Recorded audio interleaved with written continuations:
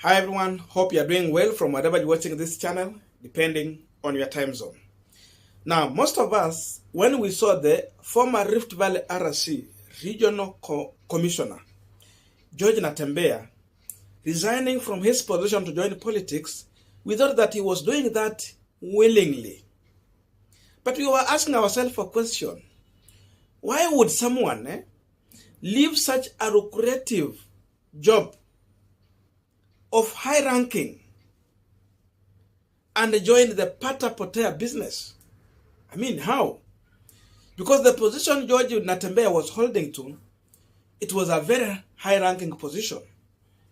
You can't just resign and join active politics like that. But George Natembea, we saw him leaving office officially, and he declared his interest in vying for Trans Nzoia governorship. But yesterday, the Interior CS Fred Matiang'i, when he was in a press release, he went to an extent to expose how William Samoei Ruto forced him and the security team to fire Natembea without any reasonable concrete evidence, to the reason why he was forcing the Interior CS to fire George Natembea. So the truth of the matter is that George Natembea did not resign willingly. Natembea was fired courtesy of William Samoei Ruto. He did not like George Natembea, and he did not want George Natembea to represent the Rift Valley region as far as security is concerned. And we understand why William Ruto is doing this. Just listen to Fred Matiang'i shortly, and after this, we are going to also go deeper into this issue. This Hadujamjibu. But you see, when you ask that question, it's two ways. Do we have a problem with His Excellency the Deputy President, or he has a problem with us? That is something we need to figure out. Kwa sababu, sometimes I ask this, and please allow me on this particular one, I'm going to break out of the edict of collective responsibility.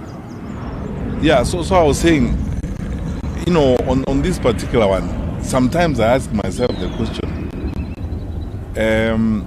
does His Excellency the Deputy President think anything of anybody? If you look at our sector, there's a pattern to this. I may be mistaken to think, in my view, from the observations, group that would worship him and bows to him and kiss his shoes, which are the group of human beings, or the group that has the temerity even to say no or seek clarification, which is a group of animals. In our sector alone, who does he think anything about? Kinoti ni Mujinga, Inspector General is incompetent, Kibicho and myself are animals, you know, and it's a pattern to this. For the time I have been at the Ministry of Interior, I can say this publicly, he likes to quote God. And God is seeing all of us talking here. The pressure under which we have come before to even sack Natembea, for example. I have not seen a regional commissioner in Rift Valley that the DP did not want sacked. We came under intense pressure to fire Natembea, even as county commissioner in Narok, then as regional commissioner, to fire him from him, insisting he must be fired, even without providing reasons why we should fire him.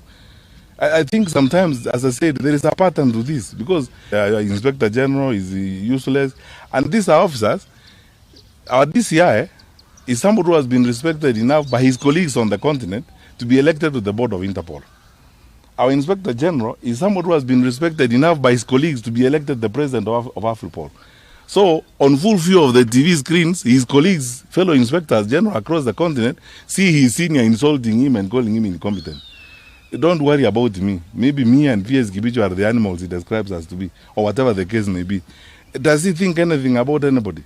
So it's a question where you should ask yourself, is it us who have a problem with him, or he has a problem with us? But I think for the record, and on this particular, and I can speak for my brother here, how can you have a problem with your senior? We don't have a problem. Hatuna shida na yeye at all. Sisi tumepewa majukumu ya kufanya, na sisi ni watumishi wa serikali. Tunafanya vile tunaamrishwa na wakubwa wetu, na yeye ni mmoja wa wakubwa wetu. Lakini yale ambayo sisi hatuwezi kufanya, hatuwezi kuvunja sheria. Na hata yeye mwenyewe anaelewa. Wakati tumeitilafiana, wakati mambo anataka tuvunje sheria, labda hapo ndio shida iko. Labda shida ya Kibaki ya Kibicho na mimi. Now we are continuing with the panel discussion, but just a quick request. You might be watching this channel, but you're not yet subscribed. So my humble request, please consider subscribing so that another time, once we release a video like this one, you'll always get notified. Again, to all our channel subscribers and anyone who drop comment, I must say thank you so much for your unconditional support. Again, I'm requesting you to give this video a thumbs up so that YouTube can recommend our videos to more viewers. Back to our discussion. Now, the truth of the matter is that George Natembea had done his job very nicely from where he was working before as RC. And when there was big problem in Rift Valley, when bandits were disturbing people in Rift Valley, cattle raiding, killing people and burning houses, President Uhuru Kenyatta decided to ask the Interior to take George Natembea to Rift Valley because he knew George Natembea was ready for the task and his man was delivered, and therefore he was going to help President Uhuru Kenyatta to restore peace in Rift Valley. That is how George Natembea found himself in Rift Valley. But William Samoei Ruto was not happy with that, the way George Natembea was doing his job. And for those who remember how Kipchumba Murkomen reacted to resignation of George Natembea, he said he would not even want George Natembea to win election in Trans Nzoia. If he was voting there, he will vote against him. And he said he was ready to decampaign George Natembea in Trans Nzoia County because they did not like how George Natembea was doing his job in Rift Valley. And he knew very well that William Ruto had fired George Natembea. George Natembea, in his own wisdom, he decided to keep quiet. He did not talk about how William Ruto engineered his firing. Because he's in active politics, of course he could have used that opportunity to expose what exactly happened. But he did not want to go into that. Quietly, he went on ground and is campaigning. The question we are asking here, if we are talking about insecurity in Rift Valley, then there was someone who was solving problem. And leaders in Rift Valley, some of the leaders, were not happy. Then who is engineering insecurity in Rift Valley? We are just near the election. And look at the situation in Rift Valley. Why did Ruto engineer the firing of George Natembea? The other day we saw university students being arrested and they were charged for being used to spread misleading information. The leaflets in Rift Valley explaining the direction in which the people should vote. And it was targeting watu wenye walihamia Rift Valley. We understand very well that we have politicians in Rift Valley who thrive when there is violence. When they realize they are losing an election, you go to an extent of threatening specific communities, especially those who migrated in that area, then they end up not turning out to vote. And in that way, you will have your people voting for you and you maintain your seat. We have had politicians even talking about this themselves. Even the Tiati member of parliament talked about this issue. And using these bandits, it has created even a lucrative business for some politicians in Rift Valley.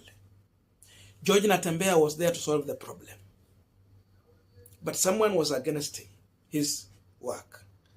Secondly, we have seen how President Uhuru Kenyatta transformed this government. Ruto had a fair share of the government, half of it. We understand how Ruto treated Luhyas in that government. He did not appoint any Luhya. President Uhuru Kenyatta went out of his way at least to bring in Eugene Wamalwa. Alikuwa anataka Mudavadi, lakini Mudavadi akasema chukua Eugene.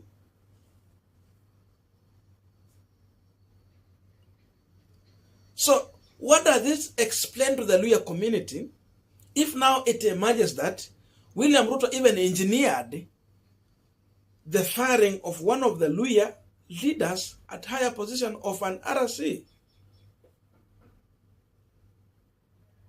The truth of the matter is that Ruto has not been comfortable having Luhyas serving in such high-ranking positions.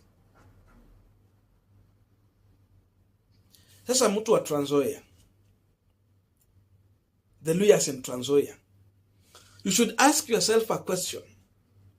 Are you going to vote for someone who has been a center of impunity as far as appointment and high-ranking jobs for Luhya leaders, or you will vote for the other side? Natembea, who is seeking for an elective seat in Trans Nzoia, is a product of firing by William Samoei Ruto. So if you are well informed of this fact, then Natembea should win the Trans Nzoia seat courtesy of sympathy from mistreatment of William Samoei Ruto as a Luhya son. You remember how Ruto talked about Eugene Wamalwa, and we know how the Luhyas have been treated in the Jubilee government. Now he is here seeking your votes.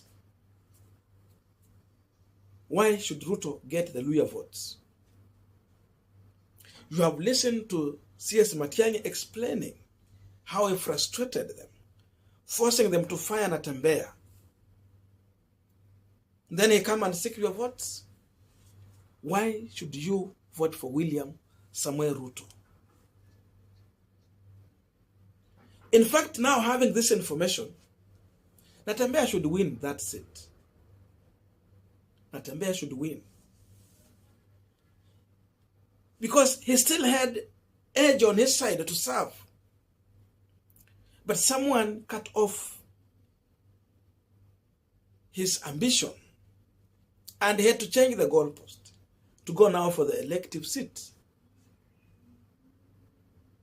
That is the situation we are in now. And that is the person who wants to become your president, promising to give 30% of his government to the Luhya. Then why have Luhya suffered in his hands?